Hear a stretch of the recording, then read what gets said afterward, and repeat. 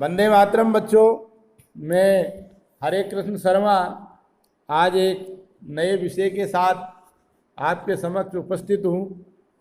जैसा कि आप जानते हैं, कक्षा 12 में राजनीतिक विज्ञान का जो दूसरा खंड है, इकाई फर्स्ट के अंतर्गत पहला जो पाठ है भारत का संविधान, इस विषय को अपन इस पाठ के माध्यम से विभिन्न वीडियो के द्वारा समझने का प्रयास करेंगे। जिसके अंतर्गत आज ये पहला वीडियो लेकर मैं आपके समक्ष उपस्थित हूँ और आज सर्वप्रथम अपन समझेंगे कि संविधान क्या है, संविधान की पृष्ठभूमि क्या होती है और संविधान के अंतर्गत कौन कौन सी स्थितियाँ उपयोगी होती है। उसी संदर्भ के अंतर्गत हम देखते हैं तो यह पाते हैं कि भारत का जो संविधान निर्माण हुआ, वो संविधान आज विश्व का सबसे बड़ा लिखित संविधान माना जाता है। और इसलिए नहीं माना जाता कि केवल वो एक ग्रंथ के रूप में लिखा हुआ है, बल्कि संविधान की अनेक विशेषताओं के कारण से संपूर्ण विश्व में भारतीय संविधान को एक ऐतिहासिक संविधान कहा गया है। उसी संदर्भ के अंतर्गत आज संविधान निर्माण का जो पृष्ठभूमि है उसको अपन सबसे पहले समझते हैं।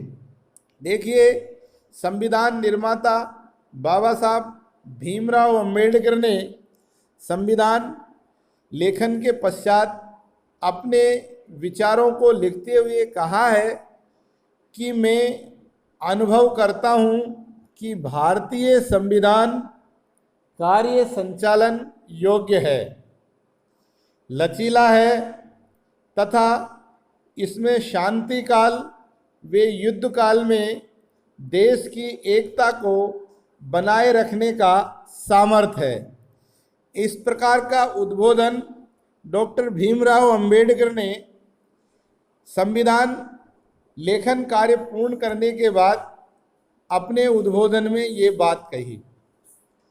अंबेडकर मानते थे कि मैंने जो संविधान लिखा है, जिसकी रचना की गई है, वह संपूर्ण भारतीय व्यवस्था को संचालन करने में पूर्ण है। उसको लचीला बनाया है ताकि समय काल परिस्थिति में उसमें बदलाव किया जा सके और देश की एकता अखंडता को बनाए रख सके। आमतौर पर ऐसा कहा जाता है कि किसी भी देश के संविधान और राजनीतिक व्यवस्था में उस देश की आस्थाओं, विश्वासों, आधारभूत शाश्वत मूल्यों और सिद्धांतों का एक दर्शन होता है।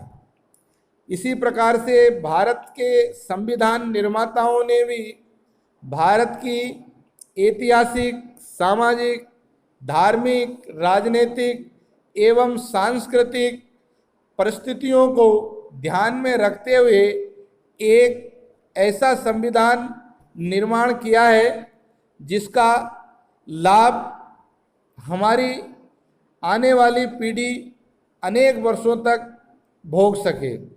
और उन संविधान निर्माताओं का एक लक्ष्य था कि भारत एक लोक कल्याणकारी राज्य बन सके और इस लक्ष्य की पूर्ति के लिए संविधान की प्रस्तावना में ही संविधान के आदर्शों का स्पष्ट वर्णन भी किया गया है।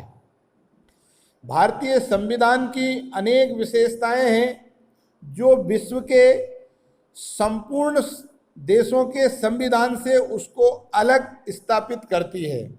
इसीलिए विश्व का सर्वश्रेष्ठ संविधान भारतीय संविधान को माना जाता है। ये संविधान निर्माताओं की बुद्धिमत्ता एवं दूरदृष्टि का ही परिणाम है कि आज भी संपूर्ण विश्व में भारतीय संविधान को एक अद्वितीय और अनोखा संविधान माना जाता है, क्योंकि विश्व के महत्वपूर्ण संविधानों के अति श्रेष्ठतम गुणों का समावेश भारतीय संविधान में किया गया है। तदनुरूप भारतीय परिस्थितियों की आवश्यकताओं और उनके अंतर्गत वांछित परिवर्तनों के लिए किए जाने विकल्प देखे गए।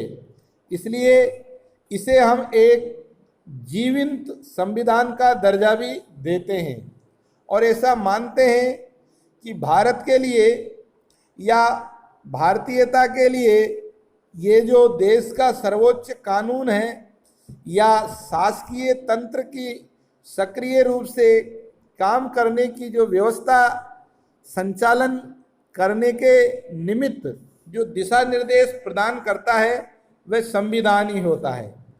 इसलिए संविधान निर्माताओं के द्वारा स्पष्ट ये बात संविधान की प्रस्तावना में उल्लेखित की गई है कि भारतीय संविधान विश्व का एक गौरवपूर्ण संविधान है।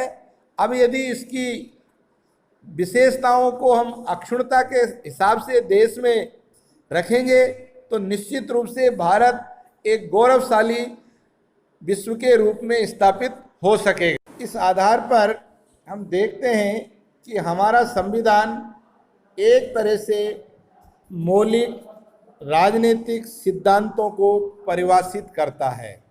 तात्पर्य यह है कि भारतीय जो संविधान है उसके जो मौलिक तत्व हैं और एक राजनीतिक दृष्टिकोण की जो प्रमुख बातें हैं उन सब बातों को एक महत्वपूर्ण दृष्टिकोण से परिभाषित करता हुआ दिखाई देता है।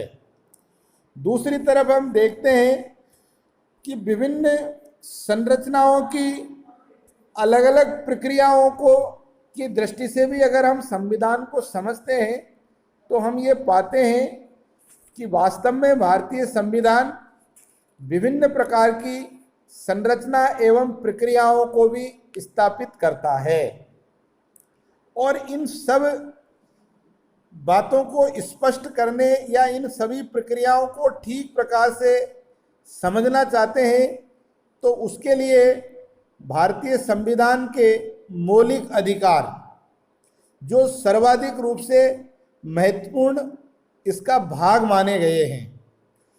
इसके बाद शासन प्रशासन को एक लोक कल्याणकारी राज्य की स्थापना की दृष्टि से नीति निर्देशक तत्वों के माध्यम से कुछ महत्वपूर्ण सुझाव और सिद्धांत दिए गए हैं।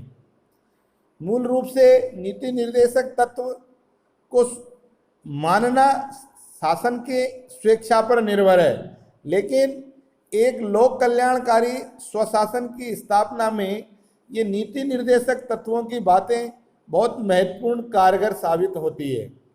तीसरी चीज नागरिकों के मूल कर्तव्य, अर्थात इस आधार पर हम कह सकते हैं कि भारतीय संविधान में जहां एक और मौलिक अधिकारों पर जोर दिया गया आम जनता के हितों की सुरक्षा की दृष्टि से, तो दूसरी ओर सरकारों को भी दिशा निर्देश देने की दृष्टि से संविधान में नीति निर्देशक तत्वों को स्पष्ट रूप से लिखा गया और आम जनता को कर्तव्य पालन का पाठ समझाने की दृष्टि से भारतीय संविधान में नागरिकों को मूल कर्तव्य की अनुपालना की दृष्टिकोण से भी योग्य बनाने के लिए दिशा निर्देश दिए गए हैं।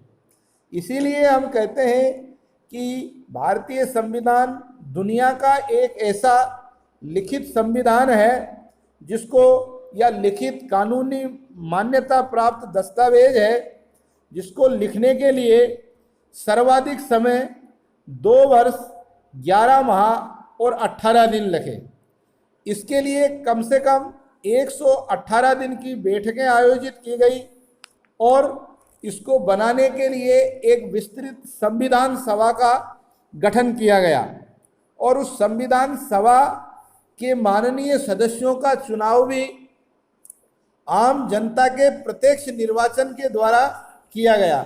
ऐसी एक विस्तृत पृष्ठभूमि के बाद भारतीय संविधान तैयार हुआ जिसको एक लंबी चौड़ी संविधान सभा के सदस्यों के द्वारा अंगीकार किया गया, जो संपूर्ण भारत की वैभवशाली सांस्कृतिक क्षेत्रों का प्रतिनिधित्व करने वाली ये सभा थी।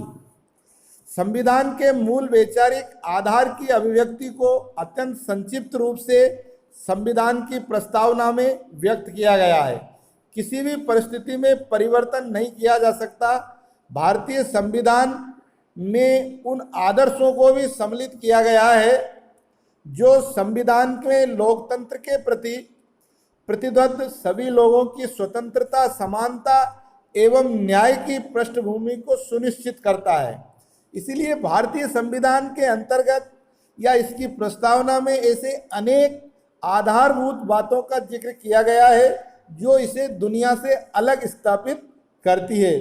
तभी तो भारतीय संविधान की विशेषताएं मूलतः इसकी प्रस्तावना में व्याख्यित सिद्धांत एवं आदर्शों का विस्तार करती हुई दिखाई देती है। इस प्रकार से हम भारतीय संविधान का परिचयात्मक अध्ययन करने के बाद कह सकते हैं कि यह एक जो विश्व के लिए आदर्श संविधान है, उसके पीछे यहाँ के संविधान निर्माताओं की दूरदर्शिता एवं बौद्धिक और तार्किक क्षमताओं का एक अनुपम उदाहरण और सिद्धांत हमारे सामने उपस्थित है।